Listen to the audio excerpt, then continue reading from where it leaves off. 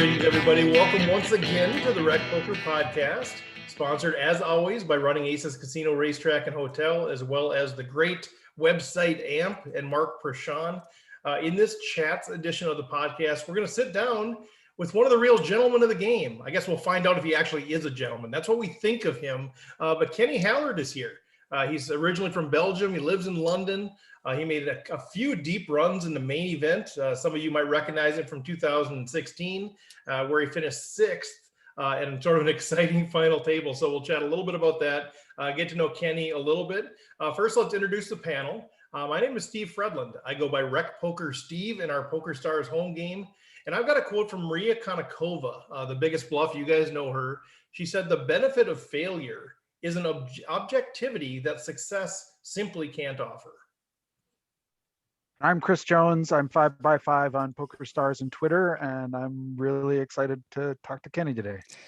Hey, I'm Jim Reed, Bluff Sterini in the home game, where you can find out about me and the rest of the wrecking crew by going to rec.poker/crew.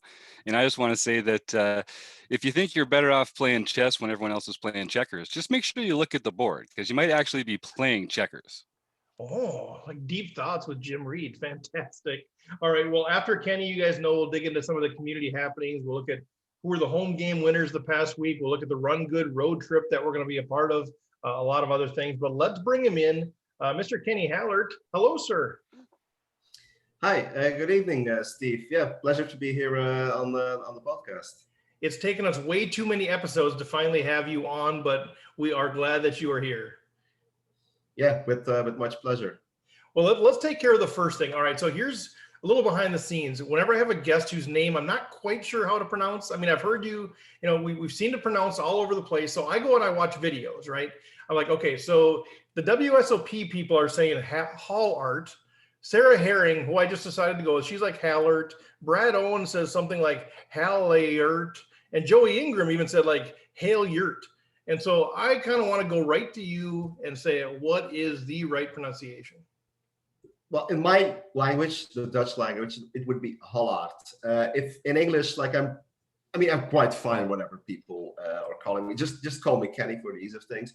But I would say Hallaert or Hallaert or probably the closest one. Like not the AE is at the end of my last name is actually pronounced in Well, and usually people like you are so gracious. You're like, just call me whatever. But I like to actually know. I think it's a sign of respect to try to get to know and call it correctly. So I'll say Hallaert. Is that all right? Hallaert. Yeah, that's perfect. Yeah, it's as good as I can do with my Minnesota accent. So we'll give it a shot. But tell us a little bit. So I know you're now you're living in London. I mean, you're originally from Belgium. You're living in London.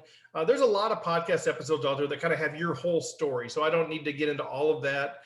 Go listen to Brad Owen's interview if you want, but tell us a little bit about kind of where you're at now. How are you spending your time? I know you were doing all kinds of different stuff before, so just give us a little insight into the life of Kenny Hallaert right now. Yeah, well, I'm currently on a holiday, a small holiday, 2-week holiday in Mexico, on my way to Las Vegas, because I haven't been in Las Vegas for 2 years, obviously, for the obvious reasons, of course. I didn't visit the city last year, and haven't played a single hand of live poker since February last year. So pretty much, looking forward in order to play some cards again. I mean, in America, they're a little bit more liberal at the moment with rules, whereas in Europe, there's not really a chance so far to play lots of live poker yet. And it started to itch, especially when I saw. The poker rooms in Vegas come out with the summer schedules. Obviously, I put them in my own spreadsheet because in the last year I definitely looked a lot at spreadsheets. Still working, of course, on my game. From time to time, including also like making some spreadsheets and all that kind of stuff. And put all the schedules into one spreadsheet. I was looking at it. I was like, I need to go, and booked a plane, booked a hotel, and Vegas is waiting for me at the moment, and pretty much looking forward to it. To play some cards again. I'd be curious if you get nervous at all about, like, I know maybe nervous isn't the right word, but a lot of recreational players that haven't played for 15 months are like, I'm so excited to get back, but man, how rusty am I going to be? Do you have any of that sort of sentiment?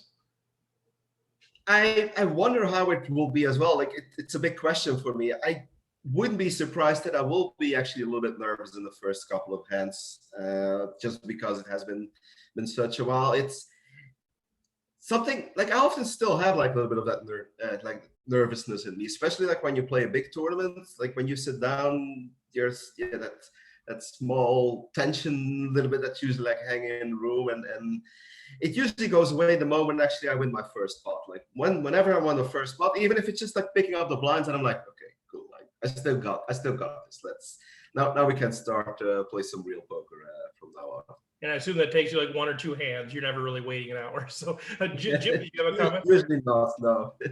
try to get over it as soon as possible to win the first hand. Yeah, the earliest the better for that one, definitely. Yeah. You brought up this point of sort of being in this languishing space of live poker, and I'd love to know, are you playing online instead to kind of keep fresh? And then also, like, what else are you doing to study? You talked about studying, and I know you're breaking down different tournaments and different schedules and that kind of thing, but to keep your skills sharp, what have you been working on?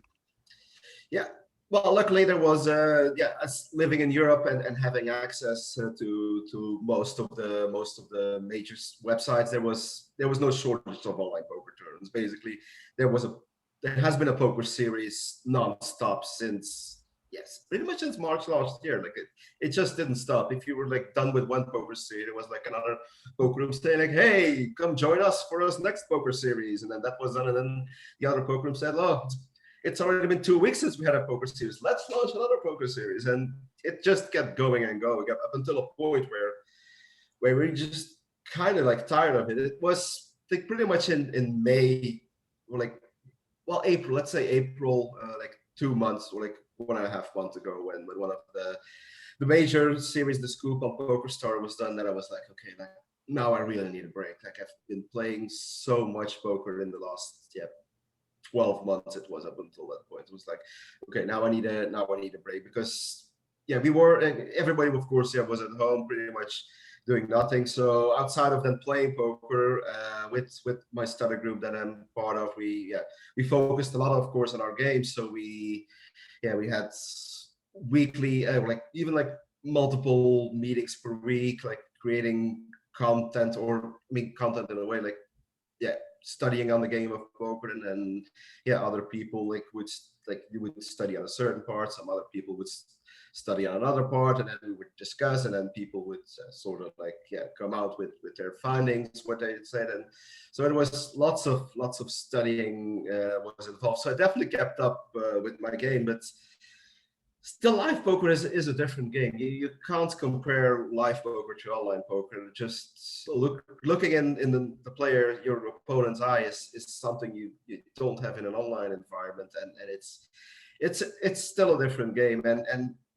in my heart, I'm still a live player. Like I'm not although like I earned, like in my early days, like I built up my bankroll, and I earned and I got a lot of experience, and a lot of my knowledge from the game comes from online, but still like there's just nothing as exciting as playing live poker and getting to getting to the money, that the tension that's happening around the bubble, like close to the final table bubble, and eventually like winning a tournament. I mean, actually, I pretty much never have won a live tournament, but, which is excited just having you talk about it. Yeah, me too. All excited, like the bubble. Let's go.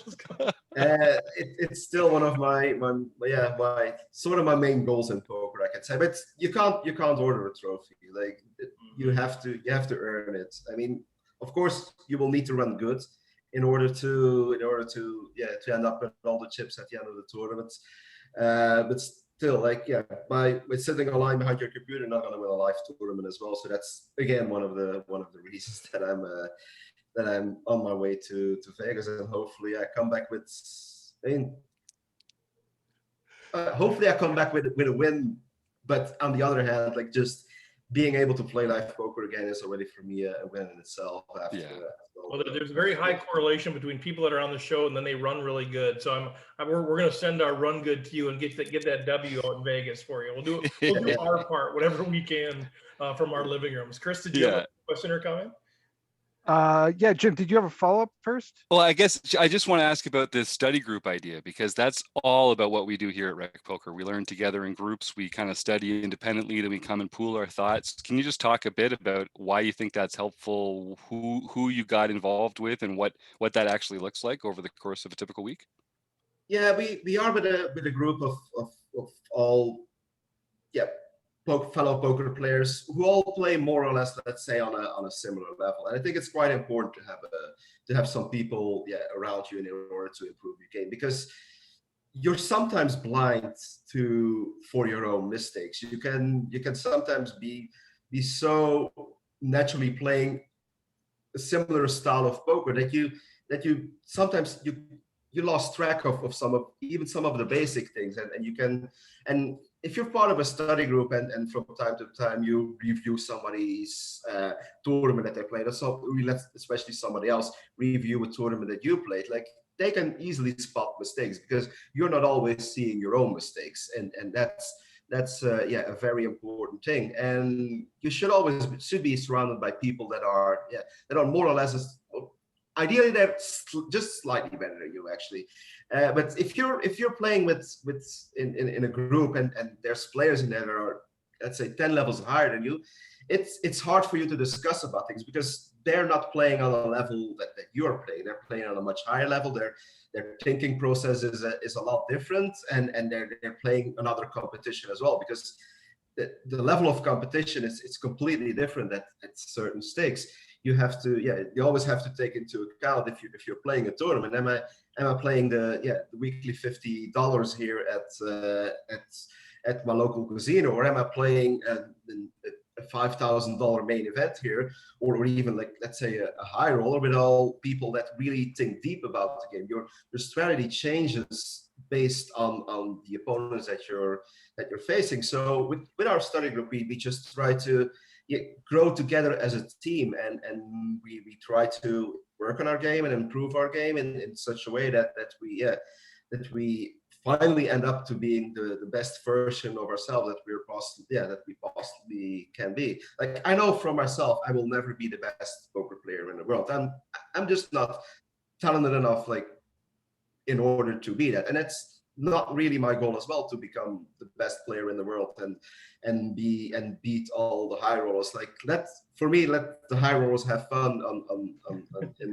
in their pool, and I'll enjoy myself in the tournaments that I like and where I feel that I can be very competitive in. So that's still for me, like, my main goal, to be as competitive as I can, but still be aware of what my capabilities and what my possibilities are, and don't aim too high as well, but aim realistically. That's also a thing you always need to take into account. And with our study group, as I said, like, we play more or less all at the same level, and some people have a bit better experience in certain parts of the game. Like, there's people that have a different background. There's people that come from a cash game background, so they're better in let's say studying, or in, let's say, the early stages of the game where the stacks are a bit deeper. There's people that come from a sit and go background who will be very good at ICM decisions and all that kind of stuff. There's people that have devoted a lot of their time on knockout tournaments, especially online. Every other tournament that you open nowadays is a knockout tournament. So if you have some questions, like, you can go to those people. Like, we try to have a group where let's say, for every question that we have in poker, we have somebody in the group that should be able to give us the right answer to our question, and that's how we build up the group a couple of years ago. And of course, because of Corona and everybody being at home and everybody having lots more time, we evolved quite a lot, I would say, as a group altogether, and we managed to study a lot on the game and came up with some nice findings, and what we can do, what we should do, what we should not do, and I mean, I'm happy how.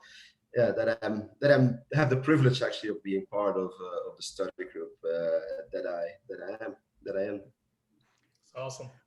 Look, Kenny, I kind of wanted to shift gears a little, and I think one of the ways that a lot of poker players know you is the spreadsheet, and Yeah. I kind of want to talk about.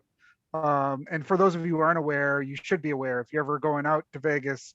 Well, not this year during the summer, but usually during the WSOP, whenever that is, it's kind of the Bible for everyone, And you just talked about finding the right tournaments for the you don't want to play in the high roller. You want to find the right tournaments, the ones that you feel you'll be competitive in.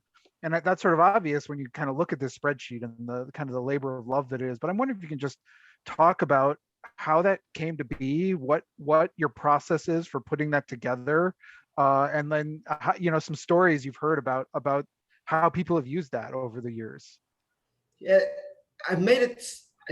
I couldn't find, I think, the first versions that I made, but it must have been somewhere, I think, around 2010 or so. I was going to Vegas at that point. Like from 2008, I never have missed a single World Series of Poker Summer.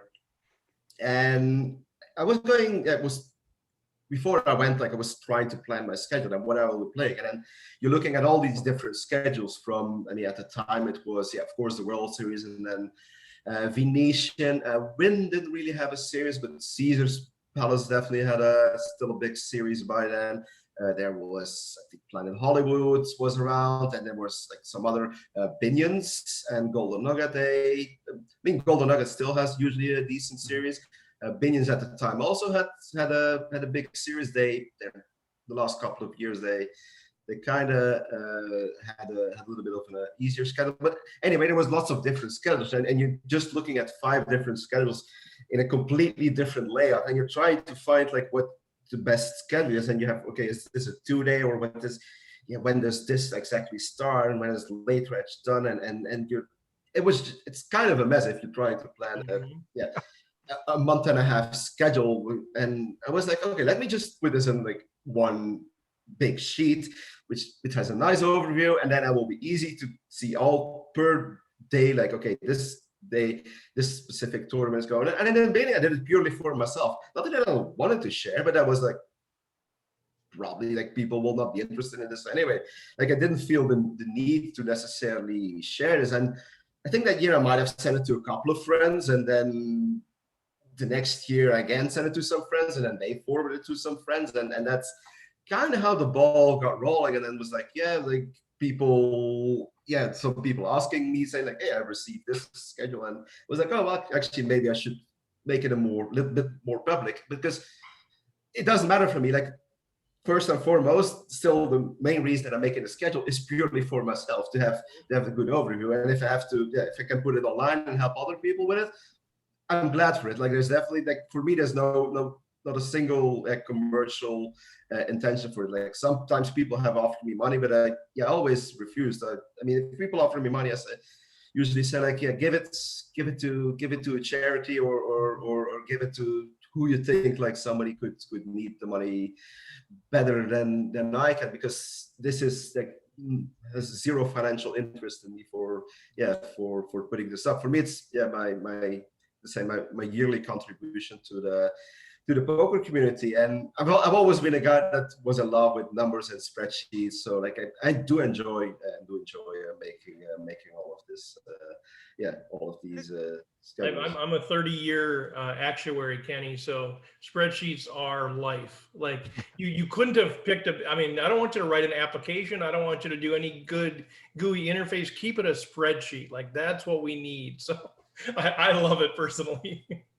Yeah, it's amazing. It's such a great contribution to the poker community. And you're right, because like if you try, before the first time I went to Vegas, I remember I was not aware of your spreadsheet, and I was trying to do just what you were talking about. Well, here I'll go here, but maybe I can go here, but can I really? And what's happening? And it's so hard. You're on 5 different websites. You got all these PDFs downloaded. It's a mess. And then I found your spreadsheet. I was like, oh my God, this is amazing. It's so amazing.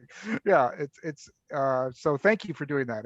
I know you're doing it for yourself, but I think it's a huge service to the poker community.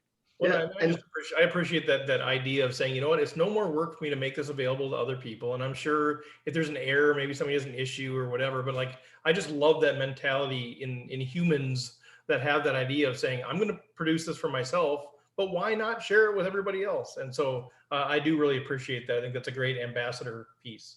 yeah, you're more than welcome. Like I said, like I do with lots of love and pleasure. Yeah, and so we'll put that link. I've got the link here that we're looking at. I'll put the link out in the show notes. If you guys can't find it or whatever, let us know. But it's a fantastic resource. I want to switch gears a little bit too, and I love that question, Chris. I love the spreadsheet. It's a big part of Kenny's stuff. And now, as you're kind of looking back on the main event, I think for recreational players like me and some of us or whatever, we think, oh man, he had the sixth place in the main event, and we just sort of, that's all we know about you, right? Like, because there's some people that follow really closely, but a lot of recreational players watch the main event. That's maybe all the poker they ever watch on TV, and then they just play. And so we think that's all you've ever accomplished. I mean, you've accomplished so much. You've got all these multi $10 million plus of earnings, all this stuff. But I am curious about the main event. I'm sure you get asked about it so much, but now 5 years later, I don't know if you ever spent time reflecting on it, or just when somebody brings up the 2016 main event, like what comes to mind? Like what is still there, whether it's good, whether it's bad, whether it's whatever, just kind of what's in your brain now? I mean, there's still, if I think about it, a little bit of disappointment. Like I entered the final table as fourth or fifth, and I think, yeah, and so you're aiming for, let's say, at least fourth place. Like, I mean, fifth would have been happy. Sixth felt slightly a little bit as a disappointment, but looking back at the big picture of it, there's still lots of joy actually coming back to memory in a way as well, because it is up until now, and it probably will remain my best ever poker experience. Like as I just said, like winning a major tournament is still something that I want to achieve, but I'm not sure if that will beat the whole main event experience. The main event is a discipline on itself, pretty much inside the world of poker, and it's a completely different tournament, and you cannot compare it to any other tournament in the world. They're just say a little bit more. Like, there's not a single tournament that comes close. Like people said, like have questioned themselves which tournaments would be close, and sometimes people say like it could be the Australian Open, that's the tennis tournament. The Aussie Millions main event, which also has a $10,000 buy-in, is also pure freeze out, or some other people say LAPC, but they're still not coming up until the knees of what the main event is. Basically, it's the main event stays such a unique tournament in its by itself, and achieving that sixth place was such a privilege as well to be there, because I mean you can play as good poker as you want, but having to plow through a 8,000 player or 6,000 player field, like you still need to the cards still need to fall in the correct way. Like I mean you can play as good as you can, you still need to dodge some of these mines in there, and dodge some bullets, as Phil Helmut would say. And there was actually 2015 we already had a very, well, you can say a deep run. I finished 123rd, which is in the top 2% or something of the field. And after that, I felt also like a little bit disappointed, because it was like, this could have been like the once in my lifetime opportunity to finally make it deep in the main event. And I wouldn't say I ruined it. I just got eliminated by, which, pretty much a standard situation. I mean, just poker happened basically. And because as I said, the final 2%, there's people out there that are much better than I, and that might have played the main event as well for 15, 20 times and never been that close to even where I already was. And all of a sudden, then 2016 comes around the corner, and before you realize you're making it run again, all of a sudden you're on. It was eliminated on day 5, I think. In 2015, and all of a sudden 2016 is day 5, and you're there, and you're like, okay, what's this again? Take 2. And I'm receiving another opportunity here, and luckily for me at the time, like the cards kept falling my way, and before I realized, actually, I was at the final table. It was the final, the last time. Actually, there was a November 9 as well, which I kind of regret that format has been taken away, because I think it's such a, for the players that are sitting there, it's such a unique opportunity, and you want to not necessarily prepare yourself as a player for it, because the level, it's the same for everybody, whether you have 1 day or no days off, or you have 3 months off. It's the same rules for everybody, but you want to enjoy that moment as well. And with the 3 months hiatus that was in there in between, you could organize things. You could let people and friends, like family and friends, fly in from where you are, and let people organize themselves. Because if you would reach the final table today, and especially me living in Europe and having all of my family and most of my friends living in Europe, you just can't organize any of these things anymore, and you won't be able to share that close experience with them, actually, when you, and as a poker player in your career, you pretty much achieve the highest what you can achieve at that point. And for me, like I said, like I was very, very, very happy to be there. And then the 3 months, of course, I did prepare myself as well, and try to be as a good ambassador as I could be for the game, because that's sort of like how I remember in 2016, the day after the main event, there was a meeting that we had with all of the finalists and the tournament director and some people from ESPN, and I said there literally to everybody, I said, like, every year, like 9 ambassadors for the game get randomly chosen, like to be an ambassador for a couple of months, and we were just fortunate that yesterday our numbers were drawn. It's nothing more than that, and there's thousands and hundreds of thousands of poker players out there who never will be able to play the World Series of Poker main event, or even like a single World Series of Poker. Even like to be in the Rio, like for them, would already be a very big achievement. And if we want to continue to let this game grow and keep playing this game that we at the end of the game we all very much like, for as long as we could, like, we need to be good ambassadors for the game and be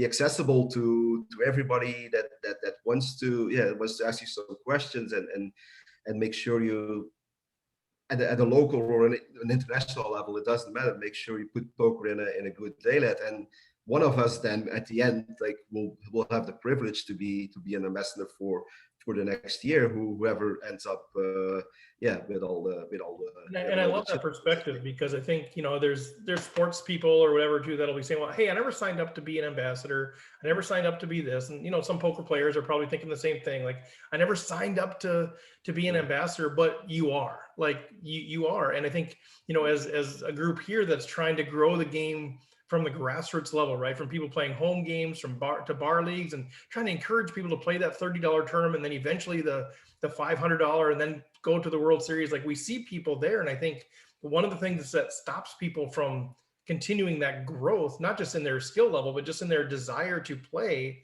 at higher levels, is when people are really bad ambassadors.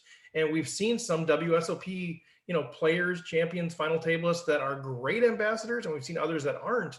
And when I hear stories, I've gone to Vegas.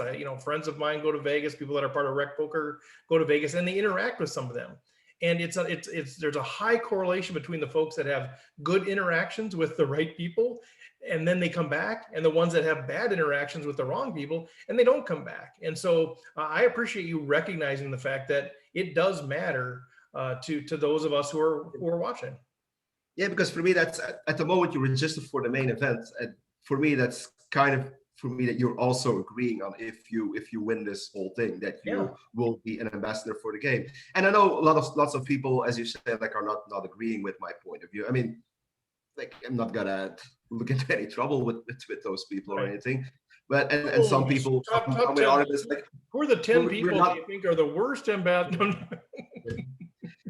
some people will say like we're not getting paid for this, and in a way, like I can definitely see their point of view as well. But even though you're not getting paid to do this, poker is still your main income, and if you want people, like if you want to keep this as your income, it's in your best interest to make sure that people keep entering the game, and at the end, like it's poker in a way is sort of a pyramid scheme as well, like whereas people start from the bottom, they move up to the top, and yeah, the money kind of goes slowly to the top, but it's in your best interest that I the love bottom that. gets fueled as well. So that's for me, like that's why you should, if you're out there like at the top level, you should be a great ambassador for the game. And don't get me wrong, there's definitely people that are at a very high top that are extremely good ambassadors for the game, of course, that will do everything in order to promote the game that we all love. Yeah, and that's what, you made the point. I agree with it. Like, people can choose to do whatever they want, right? Whether they can choose to be an ambassador or not. But I think, people are going to align with people that are good ambassadors. So if you care anything about your legacy, but also for us as, I think we have a responsibility as a podcast, as a community ourselves, to align ourselves with people like you who are good ambassadors. Because I think otherwise it sends this mixed signal, like, hey, learn poker in the context of community. We're all going to have fun. We're going to learn the game together. And then you talk to somebody who's, doesn't portray that, and it's confusing to people.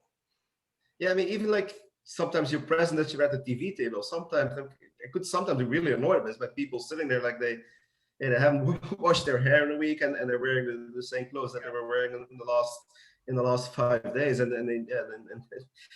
they would like sitting there with their hats and their caps and their face covering. I mean, of course, I'm talking pre-corona times, like nowadays. You might have some different rules in place, of course, but like people and not complete, like not talkative as well, because that's something that I said as well, like at the same meeting. I said, like, just play normal, like, and don't waste any time that you don't need to waste. Like if somebody is like shoving 15 big blinds and you're sitting there with your jack 3 off, just fold it. There's no need to make a whole scene and think for 30 seconds there. Like you're gonna enjoy the experience as well, and you will get your time for TV, and nobody. And on the other hand, like if you, let's say, like you're at the final table and somebody reshoves 30 big blinds and you're sitting there with a pair of nines or something, feel free to take your time. Nobody will also like be mad at you if you take a couple of minutes for your time for a tough decision that you have as well. Like, but just play normal, and it will contribute definitely to the game in general. It's huge. So because we have seen previous years as well where people like were literally like taking it to the extreme, and I mean sometimes people like to be the villain as well, of course, in the game. They're playing a game within the game as well to make sure they're the villain. But I mean, there's not really prizes to be won for that title anyway, and so I mean, poker needs characters as well. Don't get me wrong. If everybody would be thinking and playing the same, it would be boring, of course, in a way as well. And you can be a character at the table for sure, but make sure you're a positive character, not a negative character. And that's not even being a character, sitting there waiting for a minute for your jack 3 offsuit to fold. Like, at least tell us jokes or something. Like, at least fill the space with something. So I'm kind of curious now, and forgive me that I don't know this, but are you still doing tournament directing, or have you moved on from that? I haven't done any tournament directing since 2019 anymore. Of course, last year was nothing. I haven't really looked actively as well into new opportunities as well. I was working for Unibet up until 2019, and then we ended there. And 2020, no live poker anyway, and over here, over in Europe, there's not much happening at the moment anyway. Like, I think we still need to wait until last year before we see some bigger, or maybe at the end of the year, who knows? Like, we might see some major tournaments coming back again, but for now it's still just waiting. And I don't know what the future brings for me as well. If new opportunities come up, or if I'm getting contacted by organizations, like I always will listen to what they have to say. But over the last 2 years, I put a lot of focus on my own game, and it has been going okay, and I can't complain. And the main reason I always had a job pretty much in poker, always next to being a player. I got to know the game in 2004, and I was working as an electrician back then. I got a job offer then in the poker world in 2008, and I accepted this offer, and that job gave me a little bit more opportunities as well to focus on my game, to play a bit more left and right, to travel a little bit more. And the idea was at that time for me, like, okay, I'm gonna do this 3, maybe 4, if I'm lucky, maybe 5 years, and then I'll basically I just go back to the factory. That was kind of the idea that I always had in my head, but I started that in 2008, and look now, like we're 13 years later, and I'm still here. And it's impossible in poker as well to predict the future. But I always had a job next to it, and it made me always feel comfortable. First of all, money-wise, because I had a job that paid the bills, and I strictly kept both things separate. I had my poker bankroll, I had, let's say, my live bankroll, and for my in order to pay the bills, I had a regular job, and in that way, I never had to worry about my poker bankroll, which was definitely a good thing, because I didn't necessarily take any more risk, but there was no need for me in order to make money every month. I could just play freely, and I had good result. And the money that I won with poker, I added it to my bankroll, put some aside. I do some fun stuff with it. Pretty much that's how I kind of organized myself. And it was also good to have a little bit of a distraction at that moment for poker, because if you have to play poker 365 days per year, you're gonna get bored out of it as well, or like burned out even from it. So whenever I was playing poker, I was looking forward to organizing an event, and then whenever I was organizing an event, I was really looking forward again to play again.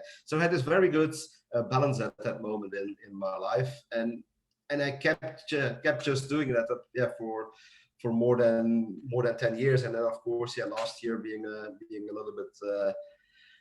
little bit different, but luckily I had that bag of 10 years of experience I had with me already. So I definitely also helped me, like in times like last year as well, in order for still me to let's say survive as a poker, because as I earlier said, like I'm not technically the best poker player, and I will never be, but I have, I would say, other capacities that you need to have as a good poker player in order to be a good poker player. Like you need to have patience, perseverance, you need to have good bankroll management. And throughout those 15 years I'm basically in poker, like I've seen so many people come and go, and I saw so many people that were way better poker players, like pure technically poker players than I did, but they just couldn't handle the money, they couldn't handle the swings, they couldn't handle the emotions.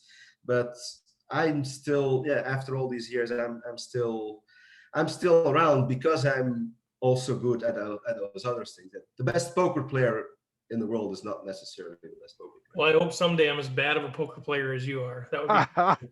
But well, I respect your time. And Chris, why don't you wrap us up if you get the last question or comment? Sure. Well, I was just gonna kind of extend on that. As somebody now, you've had a ton of like success. You could call yourself not the best poker player in the world, but you've had a lot of poker success at the table. But you've also you've worked in the poker industry, and I think a lot of poker players, they love to complain about tournaments and structures and rake and all the kind of stuff that goes into pulling off a tournament. And I'm wondering if, like, from the sort of the tournament director side, what is the one thing that you wish poker players understood about, like understood better, complained less about, talked less about the game, and like pulling off a successful tournament or tournament series? As a poker organizer, you're always right to be as good for everybody, but you can't do good for everybody, because some people like a faster structure, other people try to find like a slower structure, but you still need to find a balance. And still, like there's people working at a poker tournament that also like need to be paid. Those people also like need to eat or like have a beer with their friends on the weekend or go on a holiday. Like we do have costs as well. And to run a poker tour, like often poker tournament, like you run them in casinos, and as an income for the casino owner, like poker tournaments are usually not the best. They're more as a marketing tool as well.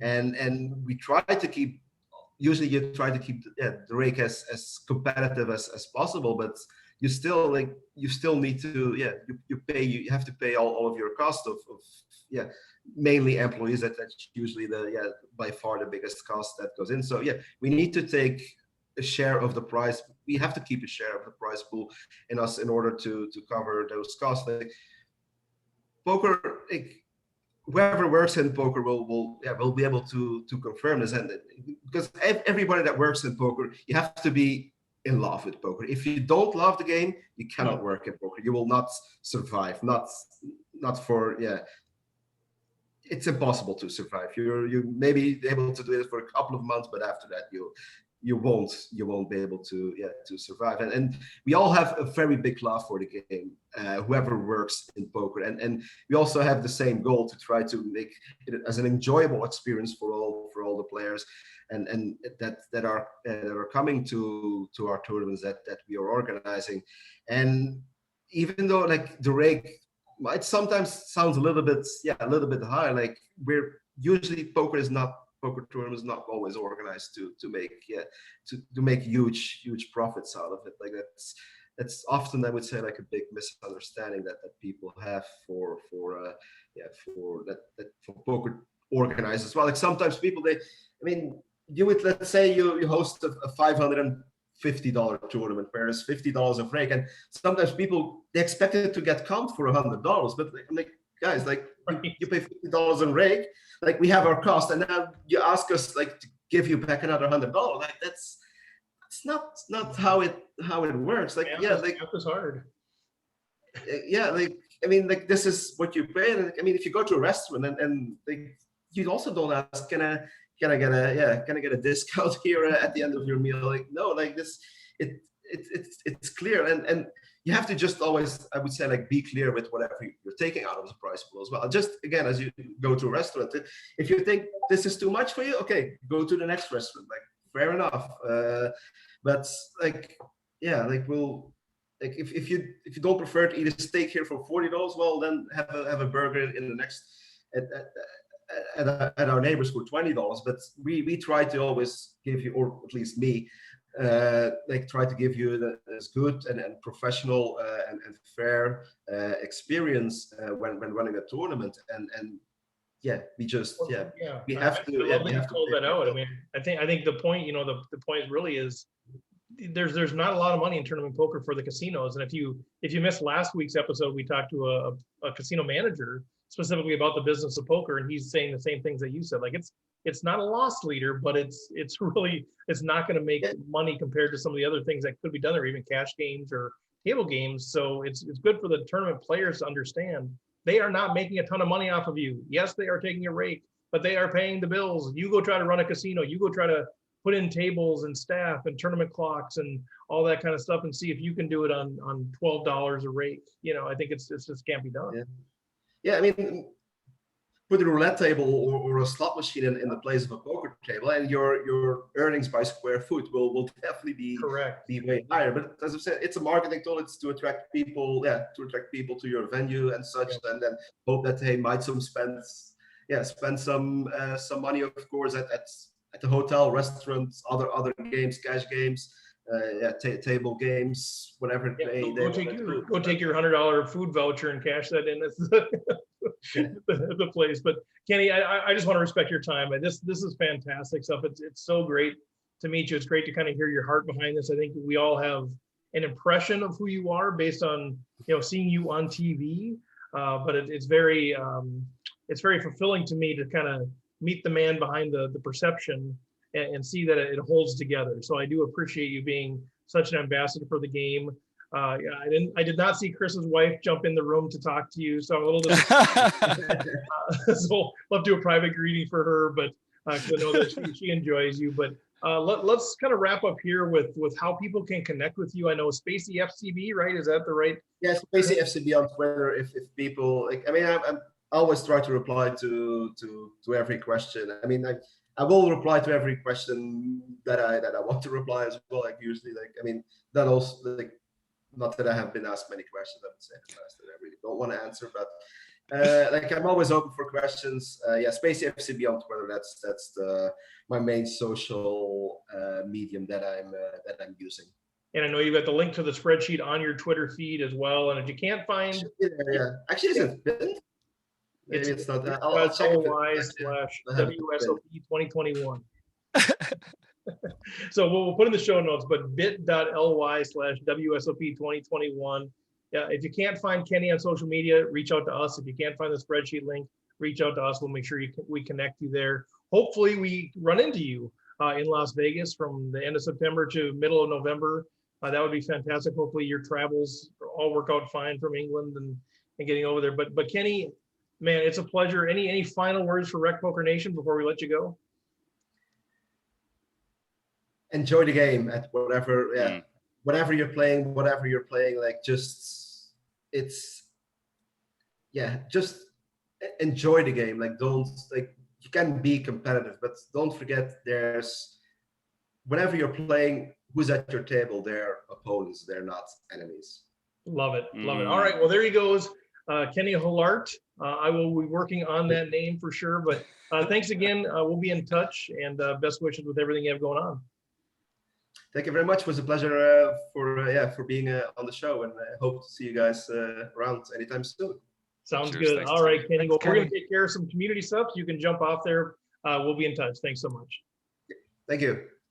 All right, guys. Well, there he goes, Kenny Hallaert. I'm going to be working on that name. I'm promoting Andrew Feist to jump in here as well. Andrew is a little bit late tonight, but happy you were able to jump in here. So let's just quick, I know we're almost at time here. Let's go quick. Any feedback from Kenny? Well, it's nice to meet the guy. We've all been looking up to him. He's one of those great poker professionals, and he didn't disappoint. Everything I expected. Yeah, and I mean seriously, if you're going to Vegas and you haven't found or found your way to this, I mean it's an amazing service he does. It'll save you hours of time and misdirections and going to the wrong place or showing up at day 2 and a day 1 or what, it just will save you from making all kinds of errors. It's such a great tool. And I think a lot of people that have never been out there during the World Series and don't realize how many tournaments are happening in Las Vegas at the time. You're thinking, well, how hard can this be? Like, it's either running aces at 10 or it's Canterbury at 11. Like, how hard is this? And when you see how many tournaments are happening all the time, you're gonna be very glad you have the access. And sometimes, the other thing is like you might get knocked out of something really quick, and like you can check Kenny's spreadsheet. You could probably hop into something else if you want. So that was the biggest thing when the first time I was in Vegas for the World Series was like that. Like I'd bust out and then I'd look at like I don't remember which app I was using, but like, oh my gosh, I could go play here at 10, here at 10:30. Here's another one at 10:30. Here's one at 11.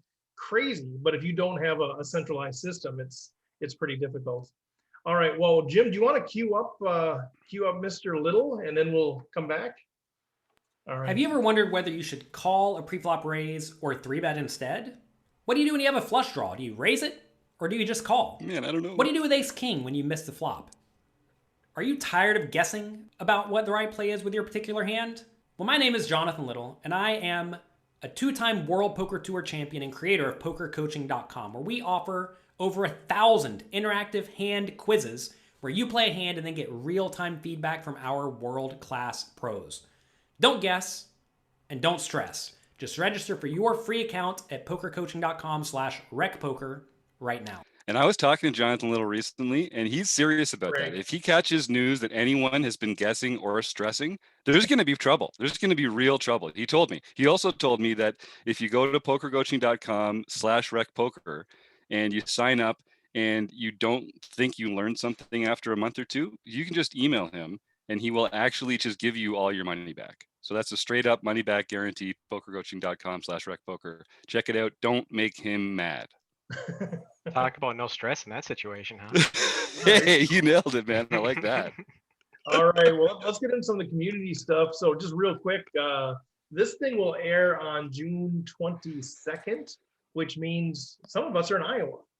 Tanner, you'll be in Iowa. Somsky and I will be in Iowa. There's like a half a dozen of us that are going to be in Iowa playing the Run Good series. And you know what? Jealous. I'm jealous. Oh, There God. may or may Chris. not be rooms and beds still available by the time you're listening to this. We got a few available. Chris, you So, sound if sick you're in about a wondering, week. go down there.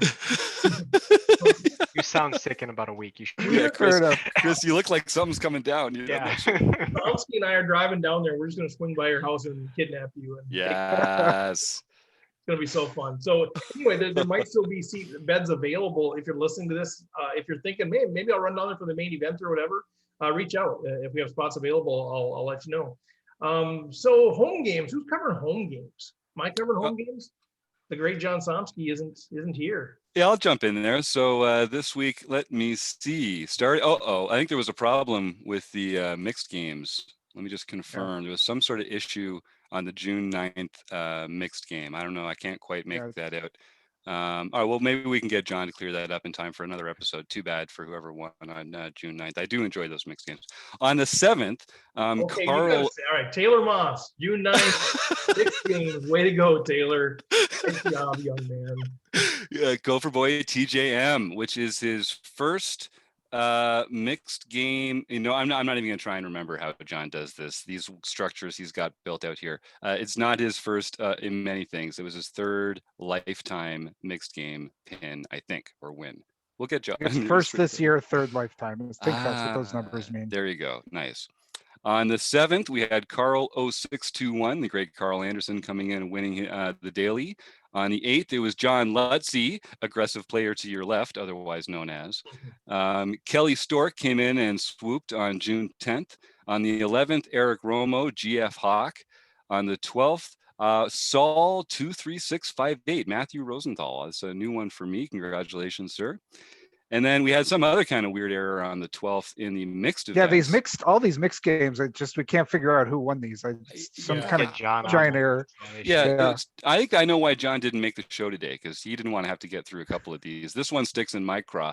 Rec Poker Steve, the one and only Steve Fredland. Was this the 5? What game was this, Steve? This is Omaha 8. Oh my God, get off of Badoogie. Like, that was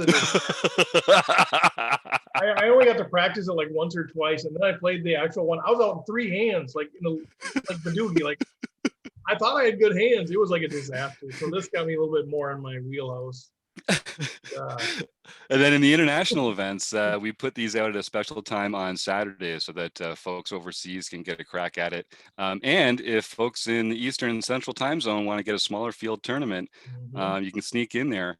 On the first one on June 12th, Rocket Box Poker, our own Woody Adams won. And in the later afternoon one, it was Richard Deitz, Mr. D's, the Tuesday night maestro.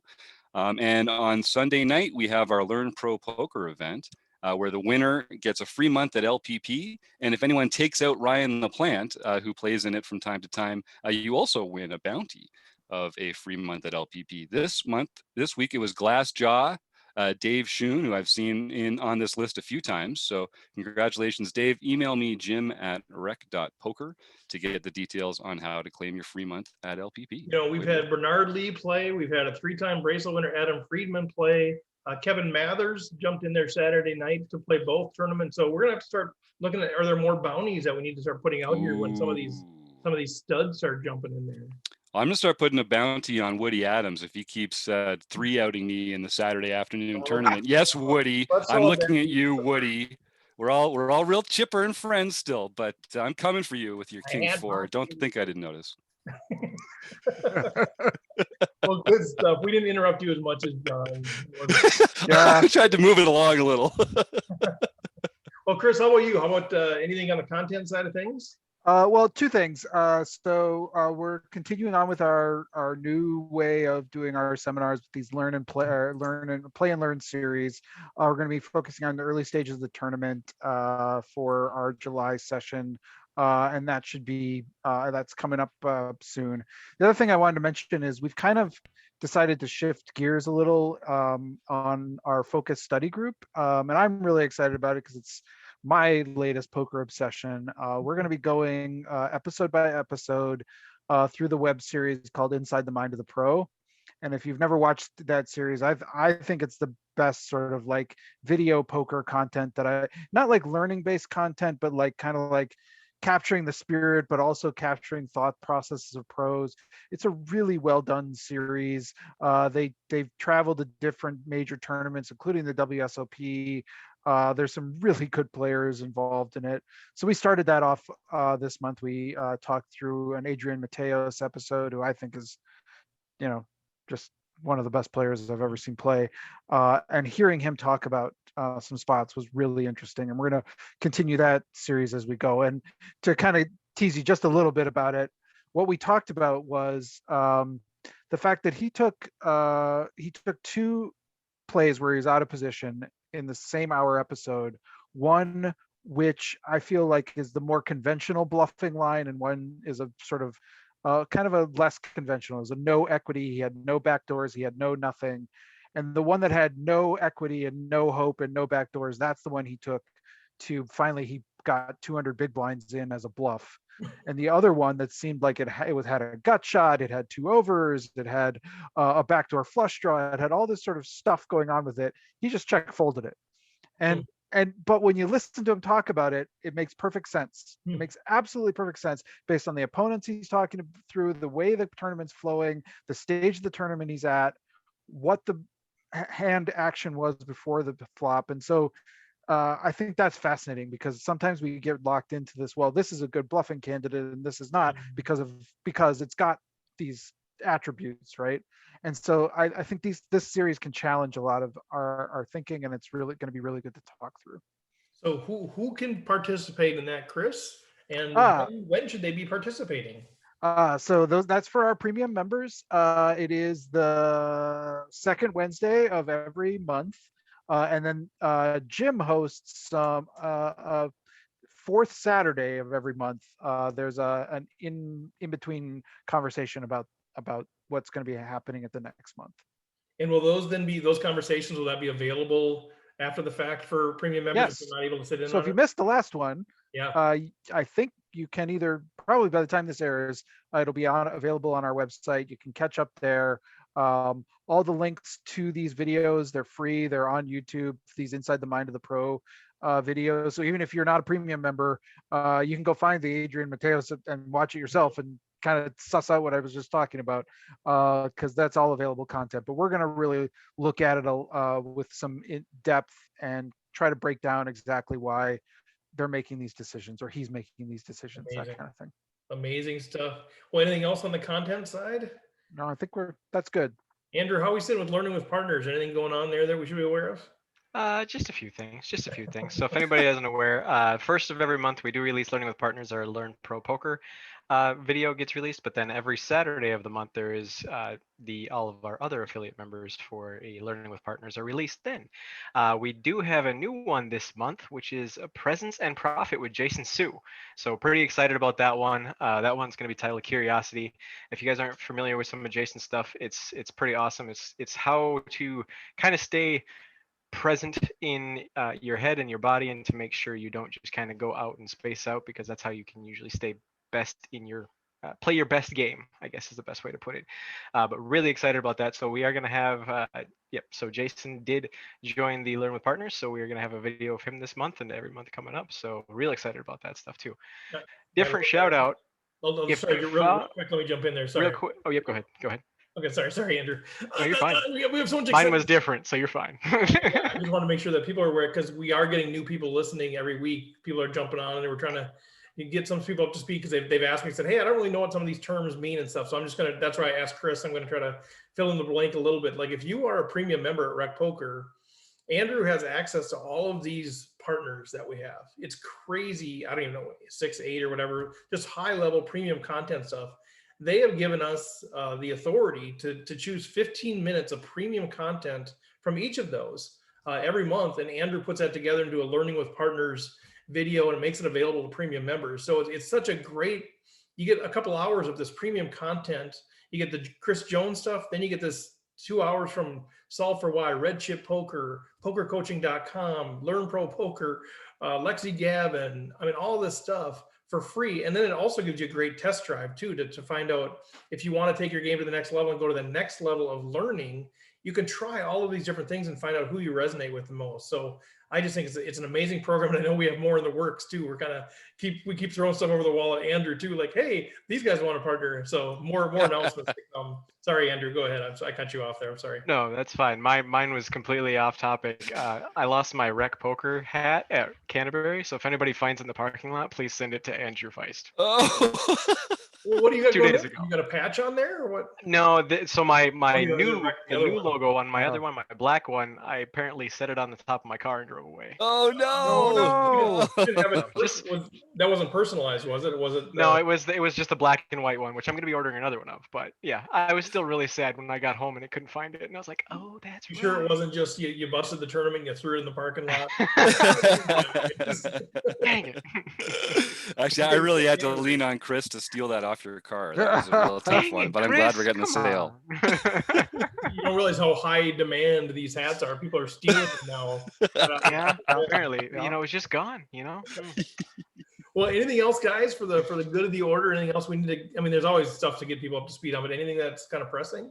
I guess by the time people hear this, there will have been some pretty big website changes. There will have been.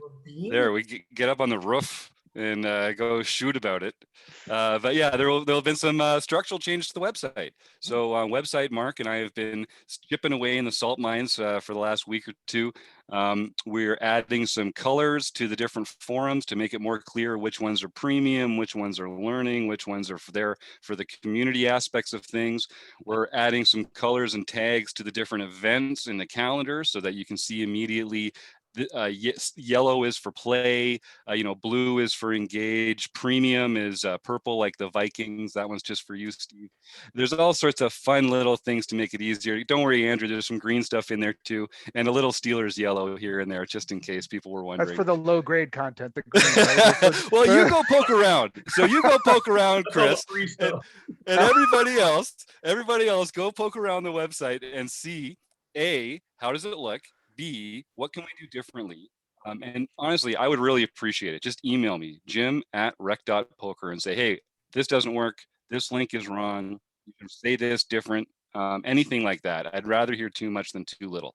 And if I can have you do one thing, if you're a free community member, go over to the left on that red bar and check out all the different groups we've got going on. There's a lot of the stuff that Chris is going to be posting these videos. If you're not in the group, you might not see the forum post that has all the information. So get in the group, buddy up with all your Rec Poker pals, and we can all keep on learning together in the context of community. Sweet. I'd say I got two more things to add. One I'm pretty ignorant about, but I'm excited about, if that makes sense. Because we got Pet Vet in the chat, and I know she started this empowerment group and conversation around that, and I'm super excited about that. About what she has going on there. I wasn't able to attend. I don't even know if I'm invited, but anyway, it's something. I don't even know. She wouldn't even have me, even if I fit the criteria. I don't think I've gotten so lucky against her in the home game. But anyway, she is fantastic, and she's got this big vision to contribute. Like a lot of people are right now in the poker industry, trying to move the game forward a little bit. And so I really highly recommend check that out in the group section. If you're listening to this, you're like, what does that even mean? I don't know how to do it. Email us. We will get you connected with Kim, and she'll get connected with you. So email me, steve@rec.poker. We'll get you connected on that. And the other one is just a huge thank you, Rec Poker Nation. We say this all the time. We are getting so much feedback, positive feedback from people that are encountering other rec poker people, whether it's at the tables, whether it's online in the home games or whatever. They're like, this is just so different. This is just feels different. And so obviously I'm not everywhere. Jim's not everywhere. Chris and Andrew aren't everywhere. Who's ever out there helping us be consistent with this feeling of community, thank you, because people are taking notice. And we've got a lot of conversations that are happening with potential partners. A lot of individuals are like, man, what's going on there at Rec Poker? And so it's super exciting, but it's huge. Thank you to everybody that's kind of grabbing hold of this vision and saying, you know what, like Kenny said, we can play, we can have fun, we can do it together, and we can actually be a positive force in the world. So thanks for that. So there's my little soapbox for the week, as you probably are all getting used to. But anything else before we wrap up, guys? Everybody good? Everybody good? All right. So if you're wondering what this whole premium thing is about, go to rec.poker. You can sign up for a premium membership.